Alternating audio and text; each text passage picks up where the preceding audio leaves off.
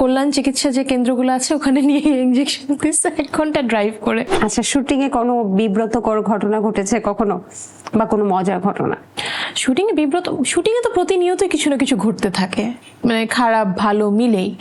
আমার মনে আছে আমি একটা সিরিয়ালের জন্য শুটিং করছিলাম, উথাল তরঙ্গ নাম। সেটা আমার সালটা মনে নেই, মোটামুটি 7-8 বছর আগের কথা। আমরা রাজবাড়িতে শুটিং করছিলাম, একটা জমিদার পরিবারের গল্প। আমার টাইফয়েড হয়েছে খুব বাজে এরকম, আমার ইনজেকশন চলছে ক্যানোলা পড়া হাতে।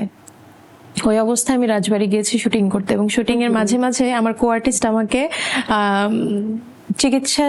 কল্যাণ চিকিৎসা যে কেন্দ্রগুলো আছে ওখানে নিয়ে ইনজেকশন দিচ্ছে 1 ঘন্টা ড্রাইভ করে। আমার মনে আছে সেটা। কে ছিল কো-আর্টিস্ট? কল্যাণ কোরায়া।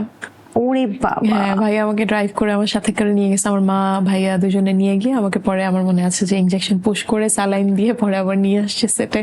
কি ডেডিকেশন! এখনো কি আপনার মা শুটিং সেটে যায়? নিতে যায়, পিক করতে যায় মাঝে মাঝে। আজকেও এখানে আমাকে ড্রপ করেছে। এখন আর গিয়ে বসে থাকে না, একটা বয়স পর্যন্ত মা সেটে থাকতো আর কি।